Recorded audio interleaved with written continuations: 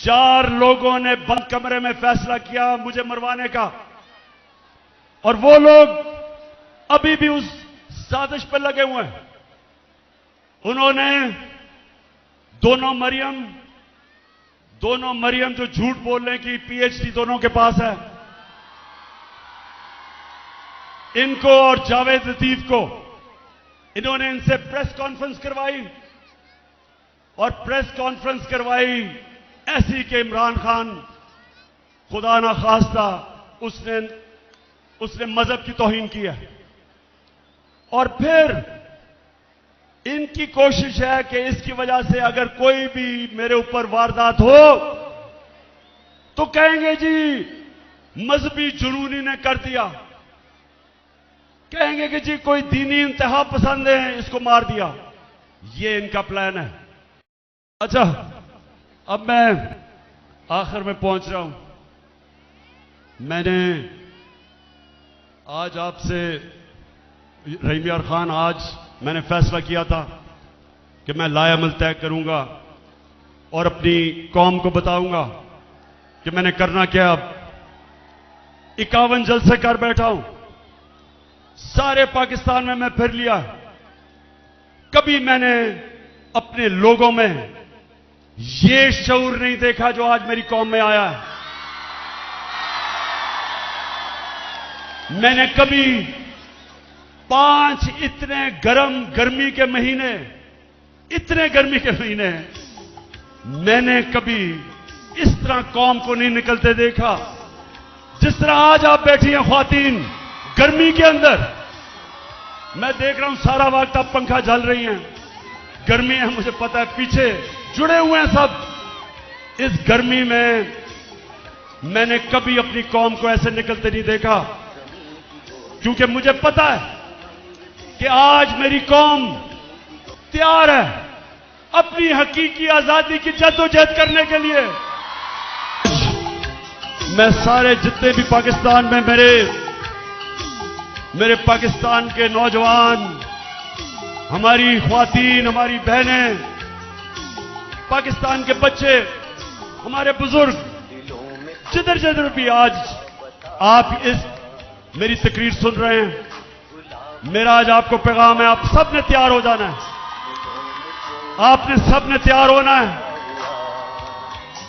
मैं आपको कॉल दूंगा, ज्यादा नोटिस नहीं दूंगा। कॉल तब दूंगा जब जो मेरे मुखालिफ हैं, जब वो समझेंगे कि इमरान खान पीछे हट गया, मैं तब कॉल दूंगा। और कॉल तब दूंगा जब मुझे पता होगा कि मेरी एक गेंद से तीनों की विकेटें गिरेंगी, तब दूंगा। मैंने सारों को तैयारी करवाई है, अपनी सारी तंजीमों को। मैंने अपनी टाइगर फोर्स को कहा तैयार हो जाओ। मैंने आपकी तैयारी चेक कर रहा हूं।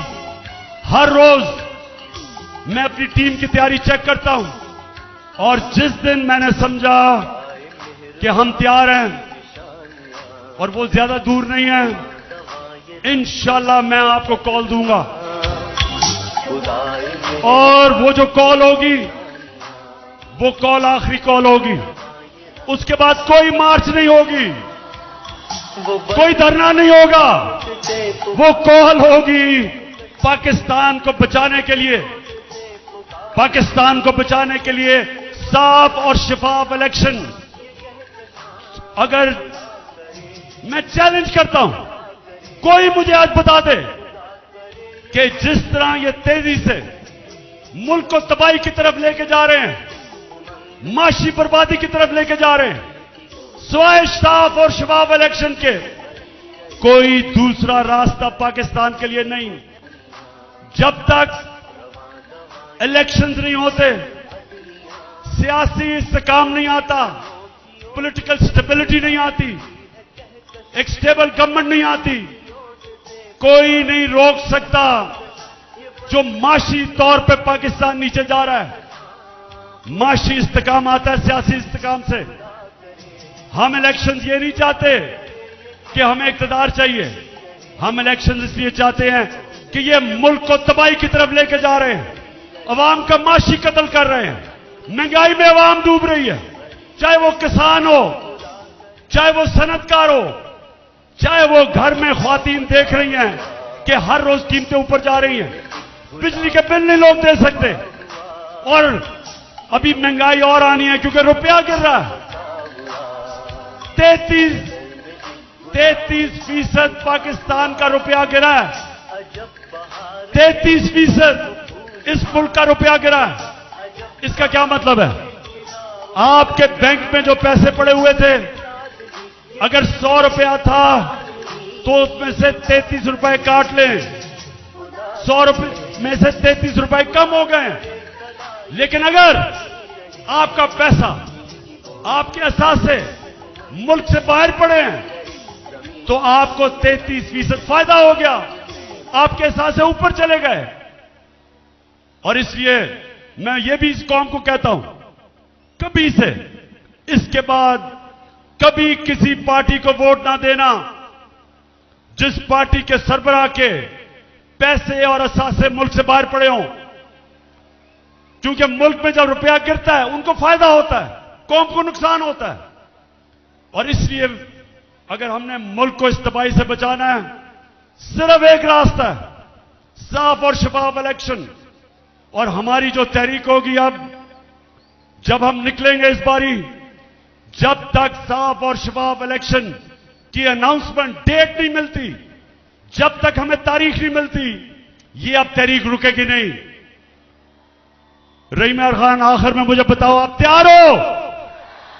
انشاءاللہ میں پھر سے سلام کرتا ہوں آپ کو, آپ کے جذبے, جنون اور شعور کو.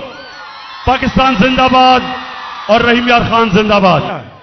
عورتوں کو ایک صلاحیت دی ہے, آدمیوں سے زیادہ عورتوں میں صلاحیت ہے. وہ شکل دیکھ کے پہچان سکتی ہیں کہ انسان جھوٹ بول رہا ہے یا نہیں.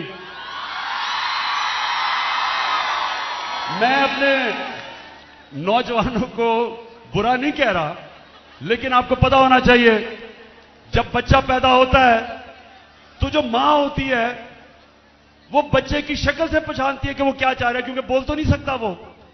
تو ماں کے اندر اللہ صلاحیت ڈیولپ کر دیتا ہے, وہ سمجھ آتی ہے کہ بچہ کیا چاہ رہا ہے اس کی شکل سے. اب یہ جو مریم کی شکل آپ نے دیکھی, کیا اس کی شکل کے اوپر آدمی تو سمجھیں گے کہ اوہو یہ تو جھوٹ بول ہی نہیں سکتی. اتنی سنجیدہ شکل سے اس نے کہا کہ میرا دادا تو اربوں پتی تھا. اب کہ کہہ تو سکتی نہیں تھی کہ میرے باپ نے پیسہ دیا ہے, کیونکہ باپ کے پاس اس نے تو اپنے ایسٹس میں دکھایا ہی نہیں ہے کہ پیسہ, اور یہ بھی نہیں کہہ سکتی تھی چوری کا پیسہ ہے. اب دادا صاحب دنیا میں نہیں تھے تو دادے کا تو پوچھنا کسی نے نہیں تھا, تو دادے کے اوپر ڈال دیا کہ دادا بہت امیر تھا.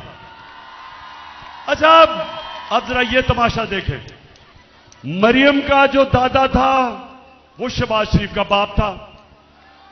اب شہباز شریف اپنے باپ کے متعلق کیا کہہ رہا, ذرا یہ غور سے دیکھیں. میرا خاندان میرے خاندان کو 22 خاندانوں میں شمار نہیں ہوتا تھا. مجھے اس کے اوپر باعث فخر ہے کہ میرے والد کا تعلق ایک غریب کسان کے گھرانے سے تھا. ہندوستان سے وہ والد کا تعلق ایک غریب کسان کے گھرانے سے تھا. ہندوستان سے وہ. کیوں رحیم یار خان, اب میں یہ ٹھیک نہیں کہتا کہ مریم کو ایک ہی کوالٹی مجھے اس میں نظر آئی ہے ابھی تک, اتنے سیدھے منہ سے جھوٹ بولتی ہے میں نے کبھی کسی کو نہیں دیکھا. اب میری خواتین کو تو خیر آپ کو تو نظر آ گیا ہوگا اس شکل سے. میں شرط آپ کو لگاتا ہوں کہ جتنے بھی ہم مرد بیٹھے ہیں ہم نے کہنا تھا دیکھیں بیچاری سچ بول رہی ہوگی, اتنی شکل اس نے کہی ہوگی. اچھا جی, اب ذرا ایک اور